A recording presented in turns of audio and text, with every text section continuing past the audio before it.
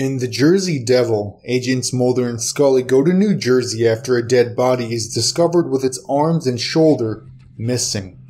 Analysis shows that a human being ate the body parts. Even though the local police deny the duo the opportunity to investigate, Mulder zeroes in on the legend of the Jersey Devil, a creature like Bigfoot. Mulder believes the Jersey Devil is actually part of a small tribe of human beings who have remained hidden from modern society and close to their Neanderthal state. The creature is said to have roamed the Pine Barrens in southern New Jersey for 250 years. The legend appears to begin with Jane Leeds, a lady who told everyone that the devil can take the next one, when she became pregnant with her 13th child. When the child was born, he had the appearance of a reptile. He also had wings and a forked tongue. He quickly grew to 6 meters, 20 feet, and was said to have left the house via the chimney. He quickly grew to 20 feet tall and was said to have left the house via the chimney. Soon afterward, the sightings began. As recently as October 2015, Dave Black made claims to NewJersey.com that he had seen the Jersey Devil near a golf course as he drove past. According to Black, the creature was running through the trees before it spread out leathery wings and flew off over the golf course. Number 9. After 2 muggers are found dead in a Philadelphia back alley, Mulder and Scully are called in to investigate because the bodies have a bizarre electrical charge and their throats appear to have been crushed from the inside. The duo was led to Lauren Kite, who was identified from security camera footage at the ATM where the dead men had attempted to mug her before they died. Mulder quickly realizes that Howard Graves, Kite's old boss who had recently committed suicide, was protecting Kite from the other side. Later, it was revealed that Graves had not taken his own life. Instead, he had been murdered by his business partners. Unbelievable as it may sound, there are instances of people protecting others from beyond the grave. Although they were not murdered and did not crush people's throats from the inside, Captain Bob Loft and Second Officer Don Repo, both airline pilots, seemed to help many people after their deaths. The 2 pilots died in the horrific crash of Eastern Airlines Flight 401 in December 1972. The plane plummeted into the swamps of the Florida Everglades and killed 101 people. In the following years, there were over 20 sightings of the 2 pilots, including some from high-ranking people in Eastern Airlines. Many of these sightings occurred on planes that used salvage wreckage from the doomed flight for repairs and maintenance. John G. Fuller investigated the claims extensively, eventually writing the book, The Ghosts of Flight 401. Fuller relates several of the witnesses' stories, which included several brief conversations with the dead pilots. Number 8. In the episode Duane Barry, Fox Mulder acts as a hostage negotiator who attempts to talk to Duane Barry, a former FBI agent who has suffered from alien abductions, into releasing hostages. During the episode, Mulder asks Scully to do a background check on Barry. She discovers that Barry had suffered extensive damage to his frontal lobe when he was shot in the head years earlier. She claims that this has altered his brain chemistry and caused him to become a psychopath and a pathological liar. Although the show suggested that Barry was lying due to brain damage, it turned out that he was actually telling the truth in this instance and had been abducted by aliens. However, in real life, the case of Phineas Gage and the damage done to his frontal lobe in 1848 was all too real and extremely important to humanity as a whole. Gage was a railroad worker who accidentally had an iron rod driven into his skull. Miraculously, Gage survived, although his left frontal lobe was almost completely destroyed. Gage's behavior changed drastically. He went from a hard-working, reliable, polite young man to someone who was unreliable, generally uninhibited, and prone to lying and making inappropriate remarks.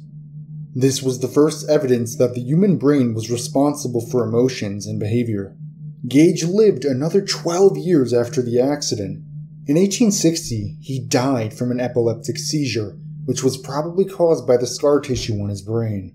Toward the end of his life, his behavior had begun to return to what it was before the accident, showing that it was possible to regain the skills that he had lost. His rehabilitation established the basis for the current treatment of frontal lobe damage. Number 7. Paperclip, the third episode in a 3-part story, has Mulder and Scully dragged deep into a US conspiracy concerning aliens, UFOs, and experiments on its own people. During their investigation, they end up on the trial of a former Nazi scientist who was smuggled into America as part of Operation Paperclip after World War II. The US government wanted the Nazi scientist to continue his work for the US. The background of Operation Paperclip is completely true. In the months immediately following World War II, many German scientists and thinking professionals were recruited by the US and Soviet governments.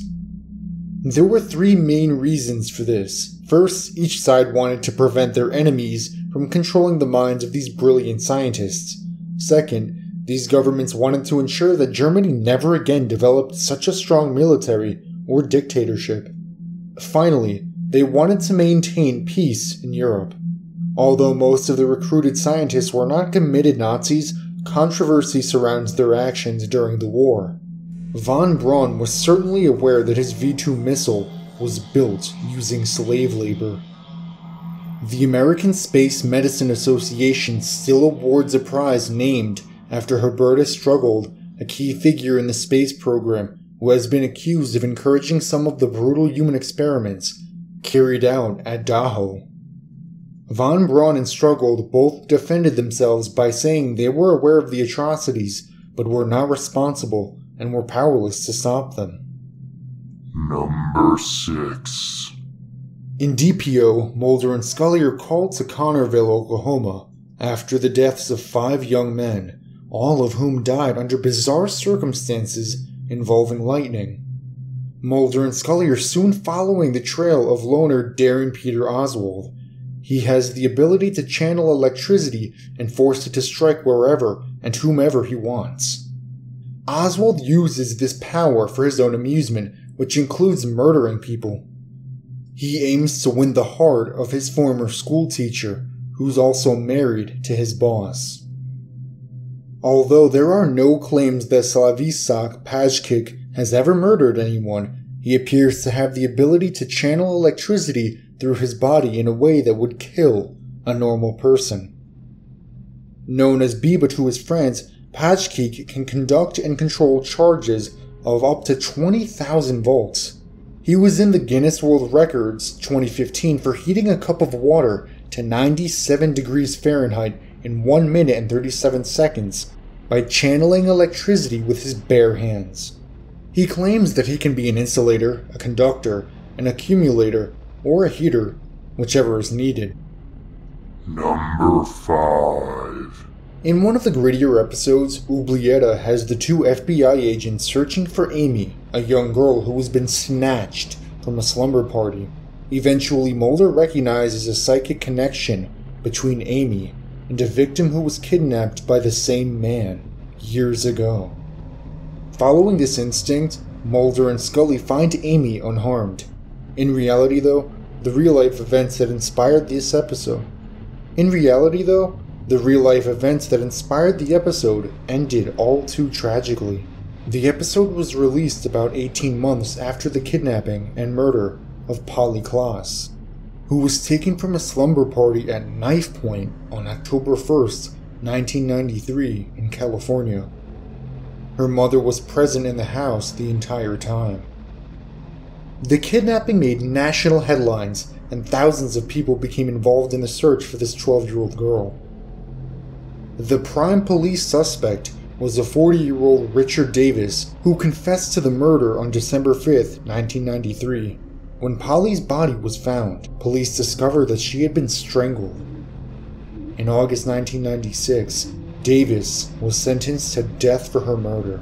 As of the making of this video, he is still on death row. Number 4. This 2-part storyline features human experiments by a mysterious Japanese group called Unit 731. As Mulder and Scully investigate an alleged alien autopsy, they uncover the involvement of the Japanese government and the dark unit that was known for grotesque human experiments. Of course, the real Unit 731 was just as bad, if not worse. During World War II, many Allied prisoners of war and Japanese civilians were used as human guinea pigs for horrific experiments. These included vivisections on people who were fully awake, injections of plague germs into otherwise healthy people, and the extraction of organs and amputation of limbs. At the end of the war, the doctors involved with Unit 731 were offered sanctuary in America. Their war crimes were ignored in exchange for the findings of their dark research. Number 3. In Tunguska and Terma, another two-part storyline, Mulder travels discreetly to Russia to discover the origins of black oil, an alien compound that's a recurring theme throughout the X-Files series. Mulder believes that he possesses black oil and a meteor fragment that may be connected to the Tunguska event of 1908. Mulder takes Special Agent Krychek with him because Krychek is fluent in Russian. The men are caught by the Russian military and dumped into the Gulag. Then their captors experiment on them with black oil, before Mulder escapes. The Tunguska incident in 1908 actually happened. In modern times, it's arguably the closest that Earth has come to a cataclysmic disaster. On the morning of June 30th, 1908, it's believed that a meteor entered the Earth's atmosphere and exploded around 6 miles above the ground in the scarcely populated forests of Siberia. The heat and the power of the impact was felt up to 40 miles away. The sky shone brightly because the dense clouds reflected the sun beyond the horizon. In fact, it was so bright that people as far away as Asia could read at night by its glow. Seismic shockwaves also registered as far away as England. There was no alien bacteria found anywhere in Tunguska, but there was a meteorite in Antarctica in 1984, which was a different matter. After a few years of research, it was announced that the meteorite appeared to contain Martian bacteria, which indicated that there may have been life on the Red Planet at one point. Number 2. The episode Drive deals with a government conspiracy involving experimentation on its citizens. Mulder is kidnapped and forced to drive west by Patrick Crump, a seemingly insane man who has escaped from police custody. Crump had been arrested after a high-speed chase for allegedly kidnapping his wife. While Crump was being handcuffed by the police, his wife was placed in the police car.